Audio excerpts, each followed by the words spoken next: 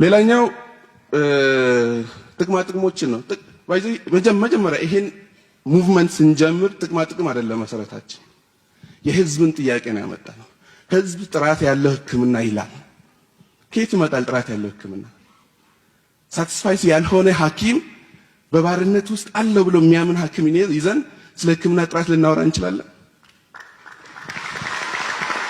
ስለዚህ ደሞዝ እንደው አንዳንዴ ማውራትም አልፈልግም። ዩኒቨርሲቲ ውስጥ አንደር ግራጁዌት አስተምሮ ፖስት ግራጁዌት አስተምሮ ኦፕሬሽን ሳምንት ሙሉ ሰርቶ ደሞዝ ተብሎ አሲስታንት ፕሮፌሰር 13400 ሲቆራረጥ 9000 ብር ነው የሚደርሰው።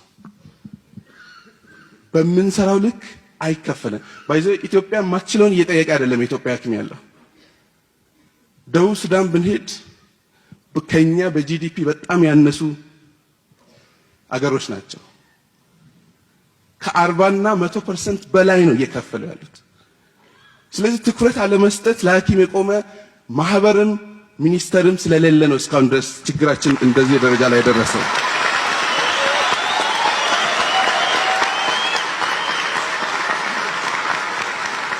ጥያቄያችንም ቅንጦት አይደለም። ባይዘ ሶሻል ሚዲያ ላይ ሰሞኑን የተከታተልኩ ነበር። ምን አጥተው ነው ሐኪሞች ነው ህዝቡ ስለነበር። ሐኪሞች ብዙ ነገር አጥተዋል።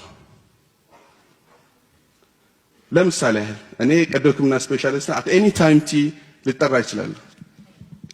መኪና የለኝም። ባጃጅ ብጠቀም እንኳን ጠሪቸው ነው የምመጣው። ስለዚህ እዛ ለመድረስ ምናልባት 20-30 ደቂቃ እንደው በጣም ጥሩ ሰው አገኘው ካልኩ ማለት ነው። አዲስ አበባ ውስጥ አስቡት በዚህ የትራንስፖርት መጨናነቅ ምን ያክል ጊዜ ሊወስድ እንደሚችል። ስለዚህ እንደው ማለት ለህንጻ ለሚገነባ ኢንቨስተር ከቀረጥ ነፃ መኪና ይፈቀዳል። ለምንድን ለሐኪም የማይፈቀደው? ይሄ እውነት ትልቅ ጥያቄ ነው። ማለት ፖዚቲቭ ላሰበ ሰው ይሄ ጥያቄ አይደለም ለኔ። ኢቭን እንኳን እሺ ከቀረጥ ነፃ ይቀር፣ እዚህ እኛ ሀገር አሉ አይደል መኪና መገጣጠሚያዎች በረጅም ጊዜ ብድር ለምንድን የማይመቻቸው? ይሄ ሌግዠሪ አይደለም ጥያቄው፣ ሌግዠሪ ስላልሆነ ማለት ነው። ቅንጦት አይደለም ጥያቄው። ሰርቪሱንም አሁንም ቅርብ እናድርግ ነው እያልኩ ያለሁት። ቤትም በተመሳሳይ በ9000 ብር በህይወት ዘመኔ 60 ዓመት ኖሬ 40 ዓመት ባገለግል ብታባዛ ኢትዮጵያ ውስጥ ቤት መስራት አይችልም ሐኪም። ስለዚህ በማህበርም ተደራጅተው በኮንዶሚኒየም ይሁን እነኚህን እንደ ፖዚቲቭ ሆኖ ብታሰብ ማይቻሉ ነገሮች ናቸው ወይ? ስለዚህ ያም መታሰብ አለበት ብዬ ነው የማስበው። ሌላኛው ምናልባት መጨረሻ ላይ ማንሳት የሚፈልገው ቅድም ብያለሁ፣ አደረጃጀቱ በሙሉ ኮራፕት ነው ሲስተሙ። በደም መጥራት ማለት አሁንም እየጠየቅን ያለ ነው። እርሶ እንዳሉት እኛም እንደመር እናገልግል ህዝባችን ከኛ የሚጠብቀው በጣም ብዙ ነው። እስኪ አሁን አዲስ አበባ ላይ አካባቢ ብትሄዱ ጉንፋን ሲይዘው ቡክ ነው የሚያደርገው ባንኮክ ለመሄድ። ለጉንፋን ባንኮክ የሚሄድ ትውልድ ነው እየፈጠርን ያለነው። እስኪ የትኛው ባለስልጣን ነው ኢትዮጵያ ውስጥ ታክሞ ሞቶ ተቀብሮ የሚያውቀው? ለምን ያልተፈጠረው?